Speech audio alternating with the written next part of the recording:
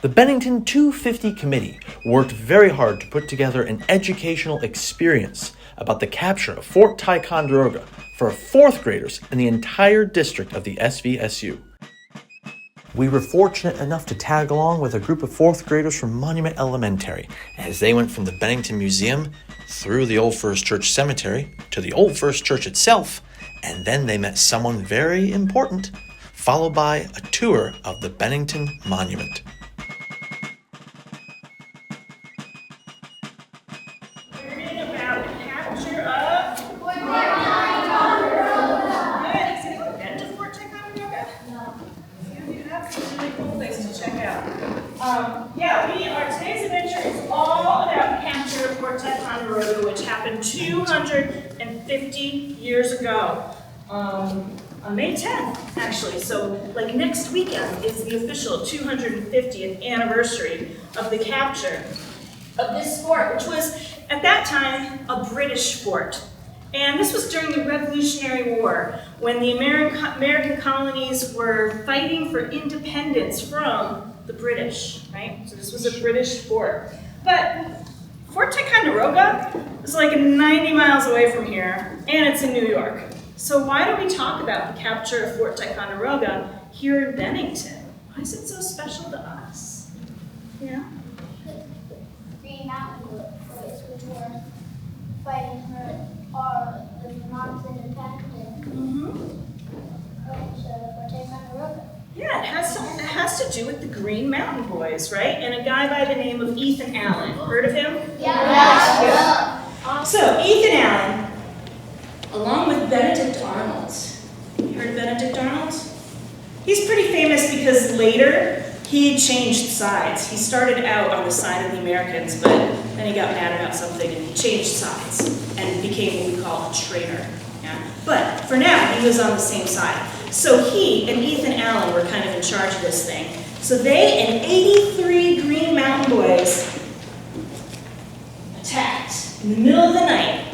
They took the British totally by surprise and captured the fort. No one was killed. And it was important because this was the first, what we say, offensive victory, meaning as opposed to defense, right? So instead of just protecting themselves from attack, they were the ones doing the attacking. And it was the first time that the Americans did that and won. So it was a pretty big deal.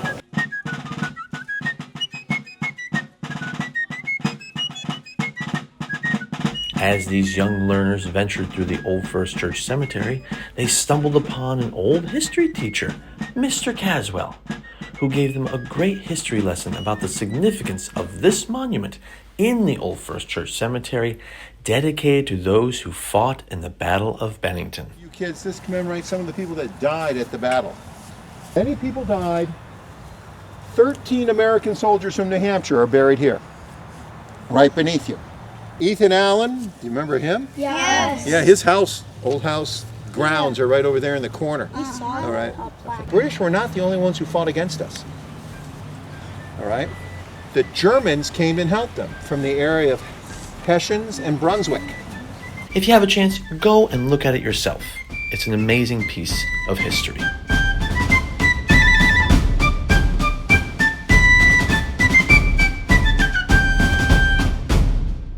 Once they got their history lesson from Mr. Caswell, they ventured into the Old First Church itself to get even more history of the significance of this building and this church being the first church in the state of Vermont. They learned how to read so that they could do business at the shop and to read their Bible. They learned how to do sums so they could keep a household. They could keep numbers of how many lambs were born in a spring and how many they sold. How many bolts of fabric they had. In other words, they were very practical skills. Most people did not go beyond 4th grade. Most people, you'd be graduating now.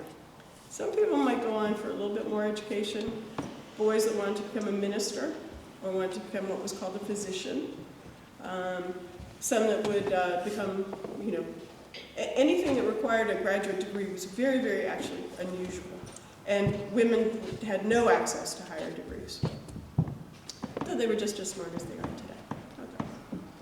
They even got to go upstairs and see the pews where the kids sat way back when.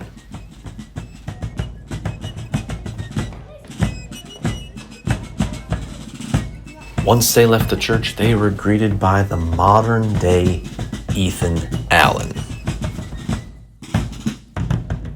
Greetings! A pleasure to make your acquaintance. Colonel Ethan Allen at your service. Come forward a little bit. I must say it's good to be back in Bennington. You know, I lived here quite a long time ago.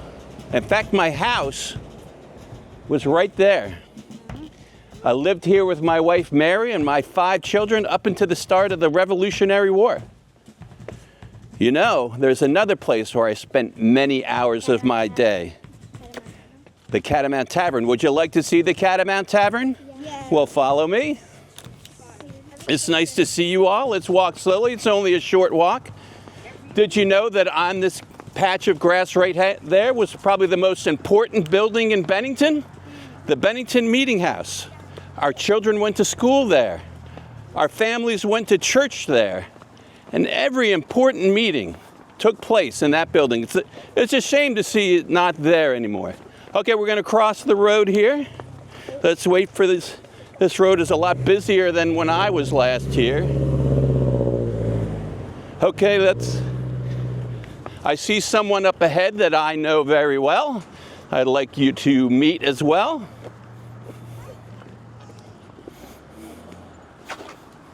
Peg. Colonel Allen, sir, a gentleman has been waiting 15 minutes to talk to you while you're over here talking to these students by the village green. And the grass is greener for it, Peg. Well, you'll take care of my young friends while I talk with this gentleman, won't you? Of course. Now follow me, children.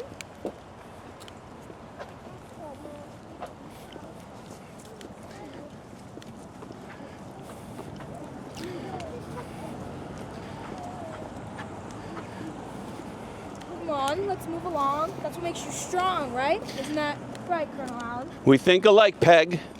Does any of you know what a catamount was? It's a big mountain lion that lived around here in those days. In fact, me and old Bess took care of a few of them. We're right up here. Follow Peg. Let's have a single file on the grass, put it away from the car so everyone's safe. How about you stay right here for me while we wait for this gentleman? Oh, there he is.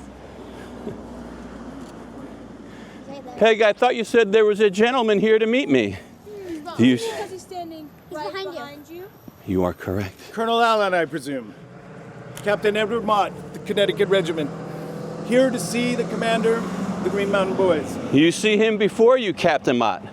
I understand you are here with some good news. With pay in my pocket for your Green Mountain Boys, you mean? Yes, thanks to the Connecticut Treasury.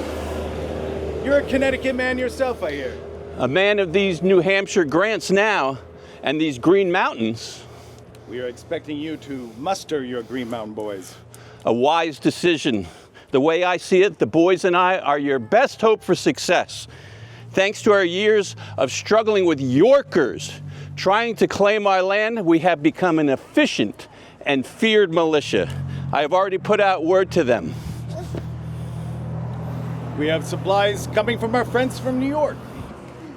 And we will bring artillery to Boston so we can drive the British out to sea. Colonel Schuyler is sending provisions from his own stores. Our friends in New York, you mean, Colonel Schuyler? Well, I will seal off the roads to Ticonderoga so that word of our advance will not precede us. You see, more than our muskets and our courage, secrecy will afford us our greatest weapon if we are to achieve victory. This is a bold plan, Colonel Allen. And I am a bold man, Captain Mott. I will take Ticonderoga in the name of the great Jehovah and the Continental Congress. Now, will you join me for a drink? Gladly. You guys can all move closer if you would like. Peg. Peg, I'd like to introduce you to my guest, Captain Edward Mott of Connecticut. Talking together here in the shade, the captain and I have worked up a terrible thirst. Captain? A glass of flip, please. And for you, Mr. Allen, the usual? Heartily. I often dine here. He practically lives here. But I see he's stirring for some great new adventure. I am indeed, Peg, I am indeed. You see, the first systematic and bloody attempt at Lexington and Concord to enslave America has thoroughly electrified my mind and fully determined me to take part with my country. Colonel Allen, let me remind you that part of America is already enslaved, as I am myself to Stephen Fay, the owner of this tavern. I hope he will take part with us, too. Like I said, Peg, we think alike. So, this is the Catamount Tavern I've heard so much about. Aye, and that is a sign where we hung our good Tory neighbor, Dr. Samuel Adams, last year, in a chair, mind you, for publicly opposing the cause of freedom. We let him consider his position for a few hours and then let him down. Thank you, Peg. Don't worry, it's just cider. Captain Mott, if you are agreeable, and after we've had our fill, I propose that we adjourn and by the most discreet means possible, reconvene in Castleton to finalize our bold plan. To the capture of Fort Ticonderoga. To the capture of Fort Ticonderoga. To the capture of Fort Ticonderoga. Everyone, to capture of Fort Ticonderoga. Huzzah! You had a question. What did you want to say? Were you raising your hand? I was. Go ahead. I think you found a time machine because the Revolutionary War happened 250 years. 250 years ago, exactly. You're right. So, yes. Has anybody else found a time machine besides myself? And Captain Mott. I brought Captain Mott with me. And Peg, of course. Peg, one of my favorite people. Okay, I'm going to go muster the Green Mountain Boys. I think you have a date with the monument. Remember, what we've talked about here, not a word. Do you have a question? Two things.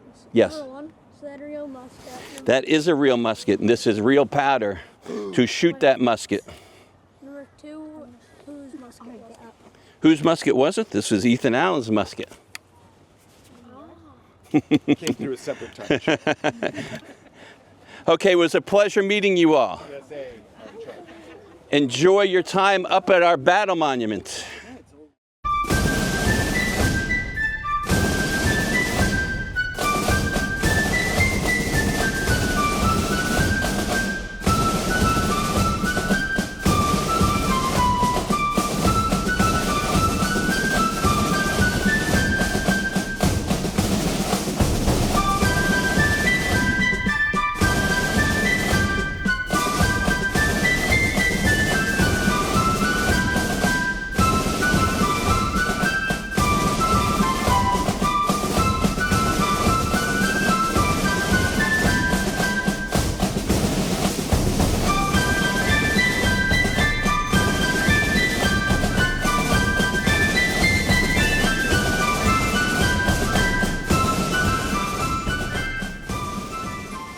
After their encounter with Ethan Allen and Colonel Mott, they ventured up Monument Ave to the Bennington Battle Monument, where they played Stick and Hoop, a classic Revolutionary game, and they got to do some muster, drilling, and demonstrations, and musket firing. It was up to us to police ourselves. So to do that, we would have a militia. And the militia, in order to do this safely, we would have to train together. Pick up the musket like this and put it on your shoulder. And then with your other hand, you're going to drop your hand down. Right? So keep it on your left shoulder and your left hand, and your right hand down by your side. So go ahead and grab down with your left hand and your left shoulder. There you go. Good, good, good, good, good, good. You guys are awesome. Shoulder your muskets. 1 and 2. Now, when you start marching, you always start off on your left foot.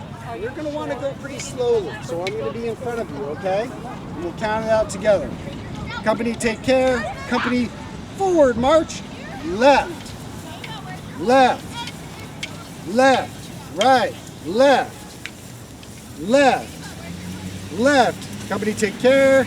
Company, halt. Wow. All right, company. To the right, face. Now I've changed you from a line into column.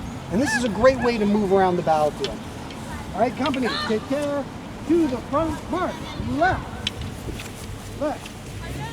Left. Left. Left. Left. Company, take care. Company, halt. Try. Full cock. Reset. Fire.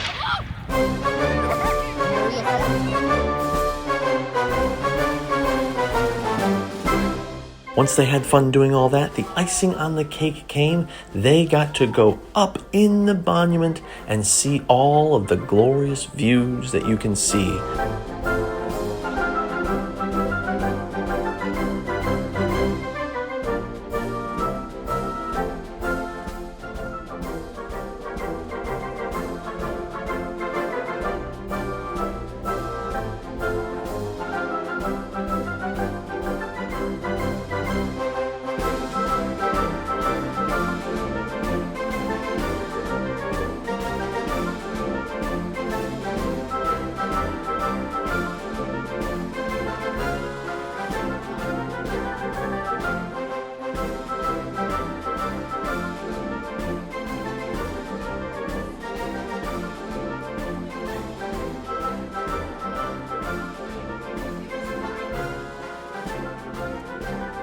Now, if you have a chance, go up in the monument. The monument is officially open for the season, May through October. Don't miss your chance to go and see and experience this history. And don't take our word for it. These students really, really enjoyed this educational, historical experience.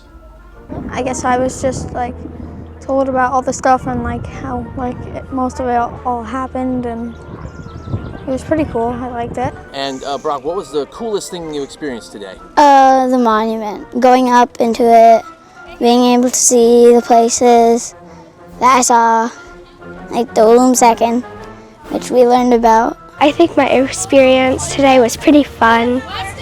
And yeah, I like going up in the monument again.